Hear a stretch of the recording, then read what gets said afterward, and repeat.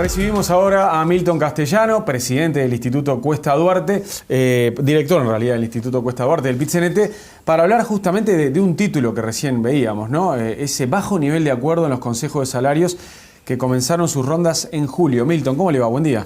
Buen día, un saludo para ti y para todos los televidentes.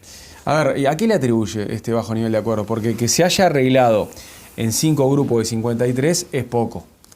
Sí, sin duda, llevamos ya 2 meses y medio de negociación, hay unos 50 y pico de grupos negociando, muchos de ellos importantes, está negociando la banca privada, está negociando el transporte, está negociando los metalúrgicos, la vestimenta, curtidores, bueno, estaba la salud, algunos sectores de servicio.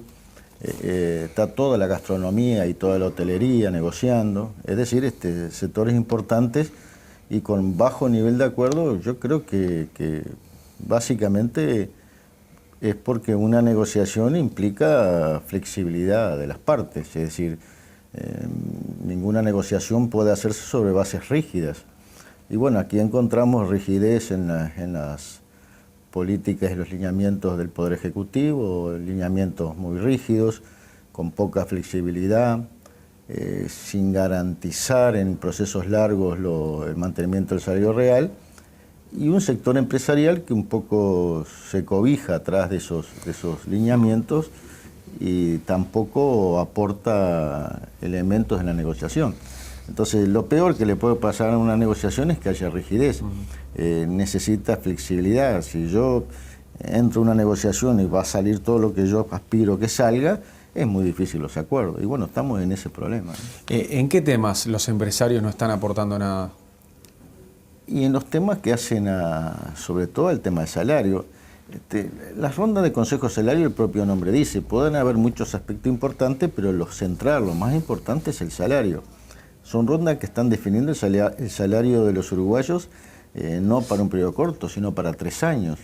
Y entonces, bueno, ahí tenemos dificultades porque aquí la perspectiva de 3 años hace que el sector empresarial no aporte en la negociación y un poco está jugando a la espera, o como se dice, haciendo la plancha, esperando que el desgaste sea entre el Poder Ejecutivo y los sindicatos. Y bueno, en función de ese desgaste es los últimos metros, hablando en términos turfísticos, intentar salir a ganar la carrera. Entonces me parece que ahí está un poco el problema, ¿no? ¿Y en qué temas hoy debería contribuir el gobierno para darle más flexibilidad a la negociación? Y yo creo que lo más importante que el gobierno tiene que aportar es flexibilidad en los ajustes y en los correctivos.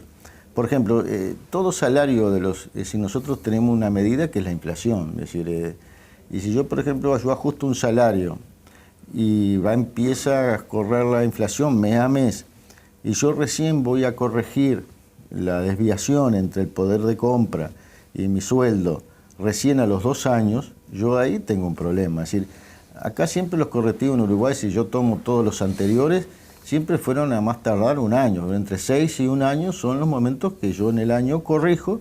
Digo, bueno, la inflación fue 10, mi salario fue 8, bueno, corrijo 2, es decir, ese tipo de cosas.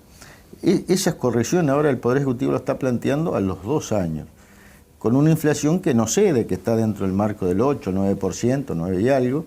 Entonces es mucho. Yo puedo llegar a tener una situación en 2 años que mi gráfica haga toda una panza hacia abajo, y yo recién allá a los 24 meses voy a recuperar lo que fui perdiendo gota a gota todos los meses. Y esa es una dificultad. Y otra dificultad es que además de eso, si el país está en una situación no como los años anteriores, pero tampoco estamos en una situación de crisis, todo el mundo prevé que va a haber crecimiento. Bueno, si el Uruguay crece, aunque no sea mucho, ese crecimiento se tiene que reflejar en el salario. Si, por ejemplo, si yo en 3 años la actividad, el producto crece un 6%, ¿por qué no se puede ese crecimiento reflejarse en el empleo y en el salario? Si no se refleja en el empleo y en el salario, algún otro sector de la economía se lleva ese crecimiento. Usted habla, Milton, de un operativo pinza entre el gobierno y los empresarios. ¿Cómo se explica ese operativo? Digo, piensa en el sentido de que al estar estáticos y rígidos, hace que no haya esa flexibilidad necesaria. Yo no estoy hablando de una pinza premeditada ni acordada. Lo que estoy diciendo es de que la pinza lo que hace siempre es no generar el margen de flexibilidad. Entonces, por la vía de los hechos, nosotros tenemos una situación de planteada de que, bueno, que se puede llegar a la paradoja. Es decir, nosotros en todas las negociaciones anteriores llegamos a un 90% de acuerdo. Y hoy, en 50 y pico de mesas, vamos en 3 o 4, estamos inversamente proporcional. Y con otro riesgo, porque esta es una negociación un poco larga en el tiempo. Esta negociación no termina ahora, recién empezó y va a terminar en el año que viene. Y el año que viene están negociando los sectores más sumergidos, los que ganan menos. Fíjate que el año que viene va a entrar a negociar el comercio, los servicios, los trabajadores rurales, las trabajadoras domésticas, sectores que están en los salarios que nosotros les llamamos 15.000 pesistas. Entonces, si hay dificultades en salarios medios como ahora, la banca, transporte, metalurgia, ¿qué pasará cuando llegue la negociación en los sectores más sumergidos? ¿En qué aspectos de los lineamientos el gobierno debe aflojar sí o sí para agilizar la ronda? Y tiene que flexibilizar los correctivos, básicamente. Y eso es una. Cuando nosotros decimos que son... El gobierno debe flexibilizar los correctivos. Ha insinuado, por ejemplo, en el transporte, han planteado de vez ajuste a los 2 años, ajuste a los 18 meses. Bueno, capaz que no es lo ideal, pero bueno, yo iba a ajustar mis correctivos a los 24, lo bajo a 18, gano 6 meses. Pero además el sector empresarial tiene que también aportar algo. Es decir, no alcanza solo con el Poder Ejecutivo los correctivos, sino que tiene que aportar. Hay sectores que algún crecimiento tiene que existir. No se puede explicar en un país que la economía va a crecer, no igual que antes, pero va a crecer, que ese crecimiento no refleje el salario. Aunque sea poco, tiene que reflejar. ¿Y qué tanto pesa el hecho de que la inflación no esté dando señales de moderación? Uruguay tiene una inflación que todos aspiramos a que esté por debajo del 10, es una necesidad. Ahora, no le echemos las culpas a la inflación, que la inflación solo aumenta por el salario. El salario es un componente, pero en Uruguay hoy las presiones inflacionarias no son por el salario, son por otros factores y fundamentalmente por los precios. Pero ¿no estará sucediendo también que algunos sindicatos son poco realistas y no se adaptan a la situación económica y a la realidad y están pidiendo demasiado? O sea, ¿están con demasiadas expectativas?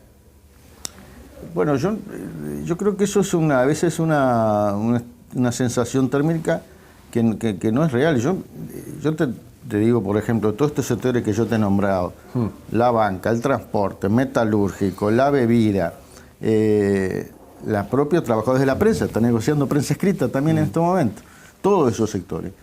Tú ves las propuestas de los sindicatos y no hay ninguna que sea extravagante.